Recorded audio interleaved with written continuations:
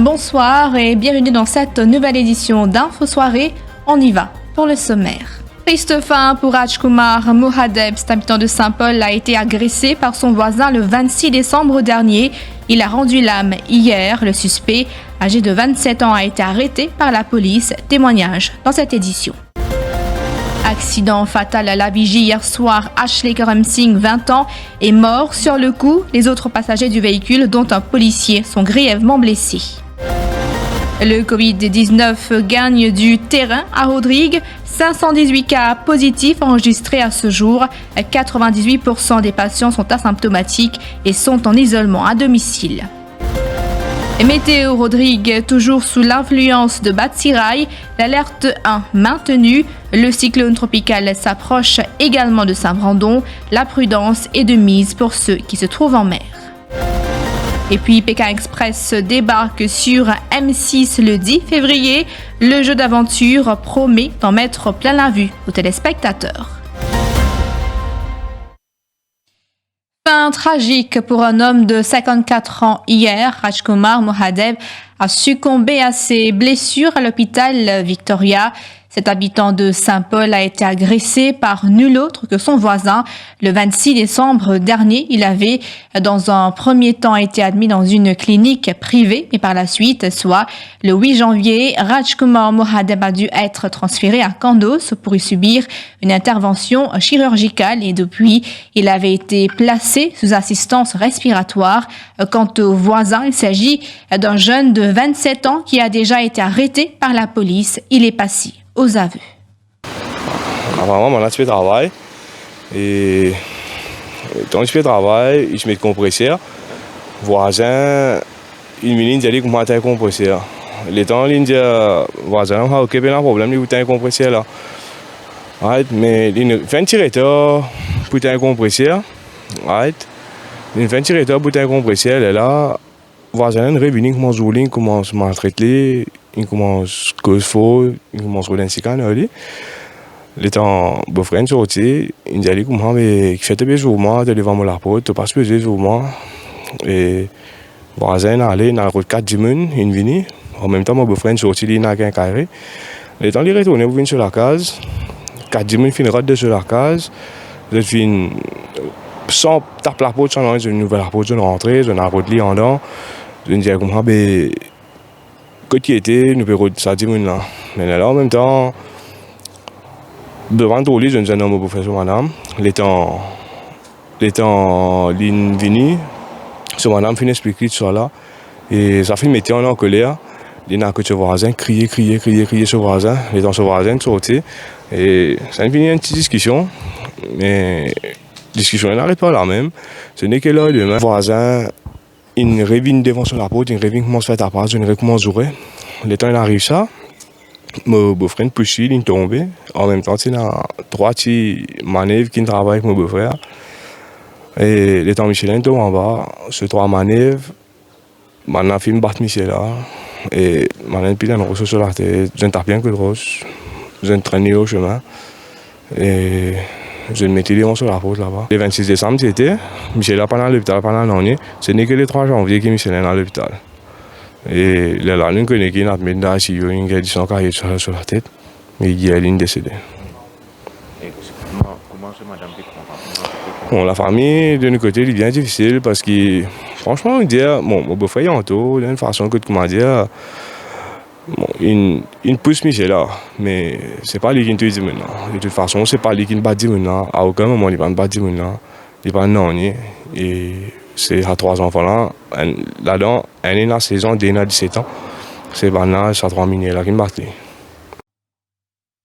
Et triste fin pour Ashley Karam Singh. Ce jeune de 20 ans est mort sur le coup dans un accident de la route à La Vigie hier soir. La voiture à bord de laquelle cet habitant de Montfertil se trouvait a fait une sortie de route avant de percuter de plein fouet un parapet grièvement blessé. Les 2 autres occupants du véhicule, dont un policier de 30 ans, ont été transportés à l'hôpital Nehru Rosebel. La mère de la victime garde de lui le souvenir d'un enfant laborieux. De son côté, le père du policier explique qu'il ne sait pas dans quelles circonstances l'accident s'est produit. Accident là, mon bâti là. Mon machine téléphonique, tu vois. Garçon là, il tient bon garçon. Il est bien au travail. Vous connaissez moi qui suis là? Non. Pas connu. Mengenai nouvelle pas un mon camarade. Je vois qu'il est fait un accident. Mais là, je vais peut-être à l'hôpital, dans l'hôpital Roosevelt. Je me rends à l'hôpital, là, mon garçon qui les souffrant. Là, mon attend depuis, on va dire, maintenant fini de donner soin soins. Là, madame, j'ai déjà admettre, mais il est blessé un peu. Combien de temps dans la police? 10 ans. Ouais, 10 ans. Il travaille quelle station? Il travaille à NT. Vous ne connaissez pas quand vous trouvez là? Non, pas qu'un jour là. Les conscients, oui, les conscients. La Covid-19 a fait 2 décès durant les dernières 24 heures à l'hôpital INT. Il s'agit de 2 hommes, l'un âgé de 77 ans n'était pas vacciné et l'autre, un habitant de 4 bornes âgé de 79 ans, était lui doublement vacciné. Les 2 souffraient de comorbidité. Et nous parlons de Rodrigue. À présent, où 518 cas positifs de Covid-19 ont été enregistrés depuis le 26 janvier dernier. Et depuis ce matin, l'île a détecté 48 nouveaux cas. Parmi 26 patients sont admis au Mont-Lubin Treatment Center et 3 autres à l'hôpital Queen Elizabeth. Chiffre fourni par la docteure Arlette Saint-Pierre-Drac en conférence de presse cet après-midi. Elle indique par ailleurs que les cas positifs sont dans toute l'île à présent. Aujourd'hui, au niveau du flux clinique Mont-Lubin, nous avons 59 personnes qui viennent, donc 30 positifs. Au niveau du flux clinique Queen Elizabeth, nous avons 27 personnes qui viennent, dont 16 positifs. Au niveau de la ferme, nous avons 15 qui viennent et 2 positifs, un total de 48 nouveaux cas. Totalité de cas depuis le commencement, depuis le 26 janvier, de local case, il y en a 518. Maintenant, il y a une totalité de 26 personnes qui admises au Mont-Lubin Treatment Center et il y en a 3 cas qui admettent à l'hôpital Queen Elizabeth, dont 29 personnes admises. Depuis hier, il y a un nouveau service, le BNU. Depuis nous commencé, ça veut dire dans la nuit, il y a 45 calls et 2 interventions. Ça, c'était pas dans la nuit. Vous trouvez dans chaque région de l'île, il y a un cas. Ça veut dire qu'il n'y a pas dedans. Et par ailleurs, selon le National COVID Coordinator, 2 patients dialysés et positifs sont actuellement sous observation au centre de santé de Mont-Lubin. 98% ont des symptômes. Parmi, il y en a 4 patients qui ont very mild symptoms. Ce qui m'ont visité par very mild symptoms, il y en a soit ça fait mal, il fait la fièvre, il y en a soit un petit diarrhée, et il y en a soit un déco fait mal avec un petit faiblesse. Il y en a 4 patients qui comme ça. Ça veut dire que 98% peut faire home isolation. Et parmi les des patients dialysés qui n'ont aucun symptôme, mais à cause de dialyse, nous avons deux sur l'observation à l'hôpital Mont-Lubin. On se retrouve après cette pause pub.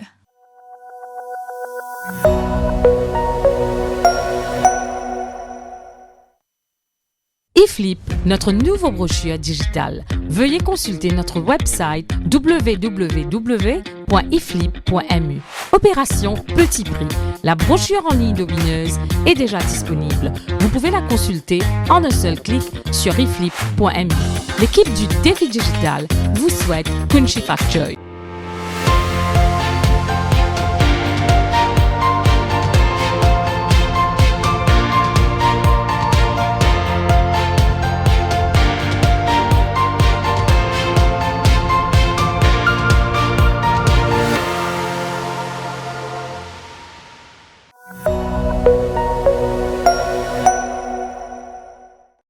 L'alerte cyclonique de niveau 1 maintenue pour Rodrigue, le cyclone tropical Batsirai continue de se rapprocher, représente toujours une menace potentielle pour l'île. Des rafales atteignant les 100 km par heure et des houles de l'ordre de 7 mètres sont attendues. Les effets du cyclone pourront être ressentis à Saint-Brandon dans la nuit de lundi à mardi. Des houles de l'ordre de 4 à 9 mètres à partir de demain. Le prévisionniste Soundir Bigou recommande à ceux se trouvant en mer dans la région de s'éloigner par précaution. À partir tirage plus bouge vers l'ouest-nord-ouest. Il vous passe très très près de Saint-Brandon. Et bien sûr, une condition cyclonique qui pourrait être ressentie. Aussi, à partir de demain, vous trouvez des vents pour augmenter du sud en 65 km/h et une rafale qui va atteindre 110 km/h. La mer est pour très mauvais avec une vague de l'ordre de 4 à 6 mètres. Et bien sûr, jusqu'à soir, il peut monter encore, il est capable de 8 à 9 mètres. Une rafale est capable d'atteindre les 180 km/h dans la nuit de lundi au matin du mardi. Tout le bateau qui est dans la région de Saint-Brandon, si jamais je peux écouter nous, il faudrait que je quitte sa région-là, je retourne vers Maurice ou je bouge bien au nord. Et à Rodrigue, si un réfugié est également positif à la COVID-19, il sera pris en charge dans un autre endroit identifié, indique le commissaire à la sécurité sociale. Admettons, si un réfugié peut venir et rester dans la case qui est touché par la COVID-19, à ce moment-là, le superviseur pour rentrer en contact avec un officier concerné, qui a fini qui a une coordonnée, et le besoin communique avec sa cellule-là qui travaille en constante collaboration avec le DMU, elle est là et dans une prise en charge pour aider une place spécifique pour capable amener. Donc, je ne parle pas d'un centre de refuge normal qui nous mettre au niveau d'un village. Pour les autres cas, je peux aller dans un centre, mais bien sûr, sous un strict mesure protocole qui est déjà en vigueur, supervisor pour assurer qui est dans le social distancing et le port du masque évidemment obligatoire. Nous pouvons aussi assurer qui est dans tout l'équipement nécessaire. Et pour la page culture en marge des célébrations entourant la journée nationale de l'abolition de l'esclavage, les centres commerciaux au cœur de ville collaborent avec le Mauritius National Museum Council cette année. Ainsi, des panneaux retraçant les différentes étapes de l'esclavage à Maurice seront exposés. L'exposition est déjà visible à Cœur Cap-Tamarin depuis le 24 janvier et le sera jusqu'au 1er février. Elle se déplacera ensuite à Flac, Cœur de Ville, du 2 au 11 février et à Grand-B, Cœur de Ville, du 13 au 21 février prochain. Et bonne nouvelle pour les fans de l'émission Pékin Express revient sur M6 à partir du jeudi 10 février. Le jeu d'aventure promet d'en mettre plein la vue aux téléspectateurs. Pékin Express 2022 va permettre de découvrir des paysages inédits et cette édition intitulée Sur les terres de l'Aigle Royal traverse 4 pays entre le steppe du Kirghizistan et de l'Ouzbékistan en passant par la Jordanie et Petra, son fabuleux site archéologique et pour finir à Dubaï, ce sera un vrai choc visuel. Et un fabuleux périple qu'ont pu profiter 16 chanceux. Les téléspectateurs vont suivre les aventures de 8 binômes, Sylvie et Alex, Fanny et Jérémy, Tariq et Ahmed, Charlotte et Sarah, Arlette et Caroline, Lucas et Nicolas, Jean-Claude et Alex, et le binôme des inconnus, Vanessa et Étienne. Ce qui met un terme à cette édition d'Info Soirée. Merci d'avoir été des nôtres. Excellente soirée à vous.